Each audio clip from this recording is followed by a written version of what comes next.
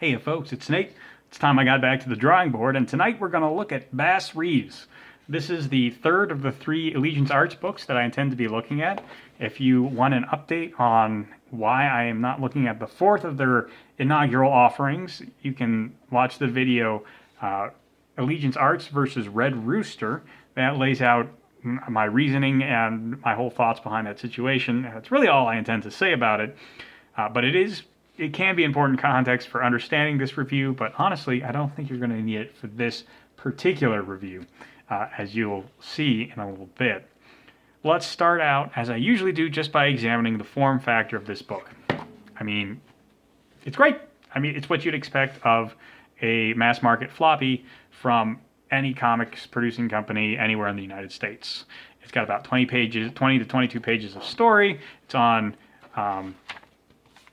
good quality paper inside and outside, and it's got a really appealing cover, and it has, you know, this stamp on the back. This is probably the easiest one to understand of all these stamps. It's just a U.S. Marshal's badge, because Bass Reeves was a real life person who was a U.S. Marshal, and well, he totally kicks ass. But we'll get to that. Bass Reeves, the art is fantastic. I like it. It's simple and easy on the eyes. It's really easy to understand everything in each frame. The coloring and the line work really blend together seamlessly to give you an appreciation of what's going on in each scene, and you know where your eye is supposed to be drawn. Like, look at this panel right here. You are naturally drawn not to what's going on in the background here, but to Bass Reeves, even though all you're really seeing of him is his side, a hand, and a leg. That is really good use of coloring to draw the eye and let you know what's important in this frame. And there's several other uses of color like that, like here on this page where Bass Reeves is talking to his wife, and the inking in the background really draws you to this large cutout of the two of them, and then you naturally kind of just, your eye works its way around the perimeter where all the dialogue is to give you an understanding of what's going on. And yeah, great work. Now, the faces here are not as realistic as your typical comics face, especially if you're used to reading, you know, comics of the superhero variety. That said, the faces are pretty expressive, and personally, I like them. I prefer slightly more stylized, expressive faces over hyper-realistic faces like you might find in your typical DC or Marvel book. And this is a matter of taste, honestly. You're either going to like it or you won't. I don't think this is so much a question of quality. It's just a question of artistic technique. So, story-wise, Bass Reeves this volume is an introduction to the character of Bass Reeves and a story of how he became a U.S. Marshal. And it starts off, interestingly enough, with a bunch of characters, outlaws, who are telling us about the bounty hunter Bass Reeves. And it's interesting because this is, right here, is their picture in their minds of what he is and what he does. And it really couldn't be further from the truth. As you saw, Reeves is presented in this comic as more of a wiry man, kind of balding, and certainly not larger than life, at least not at first glance. And then to contrast that, our initial introduction to Bass Reeves comes when he's kind of, I believe this is a spiritual, you know, one of those old African slave spirituals that he's singing as he comes up. You know, light of the world, he beckons to me. I don't know the tune here, you know, you probably don't want to hear me sing it. But, you know, light of the world, he beckons to me. Holy Spirit's calling. I'm down on my knees. His winnowing fork in his hand, he will clear his threshing floor, gathering his wheat into the barn and burning up the chaff with unquenchable fire.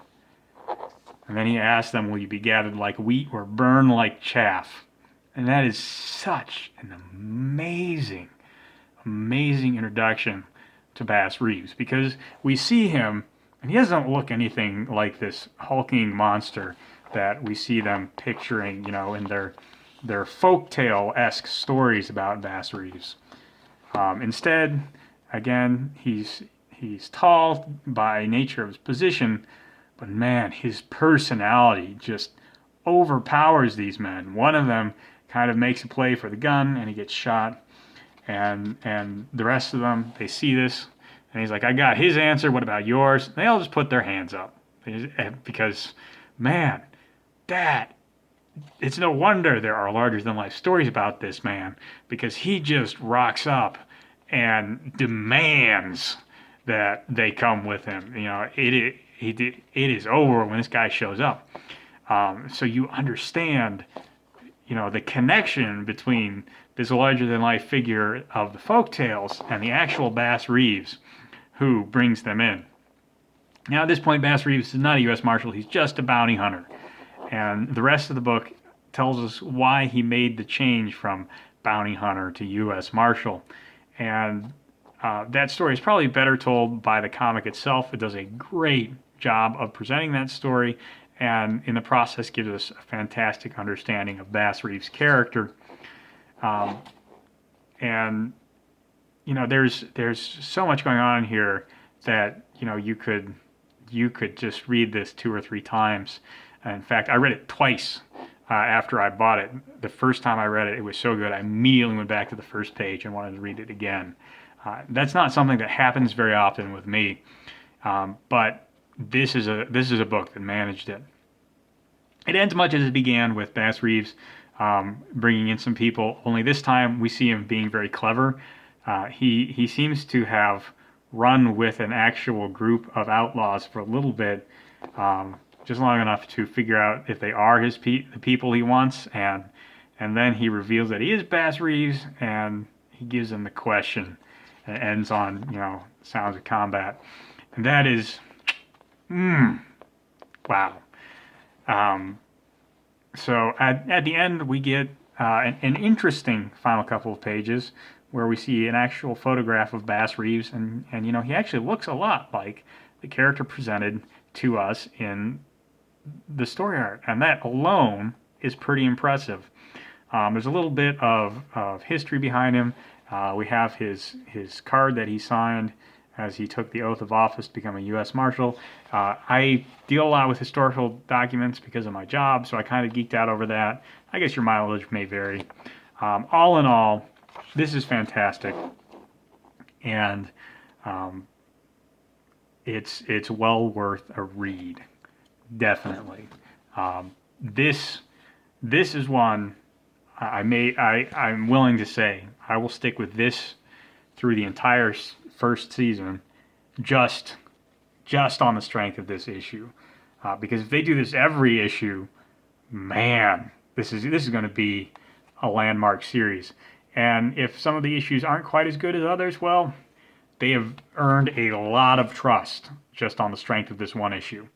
So yeah, if you're going to go out and buy one of these 3 Allegiance Arts comics that I've reviewed, Bass Reeves, The Futurists, or Nora's Saga, definitely buy Bass Reeves, because this is head and shoulders above the rest of the crowd.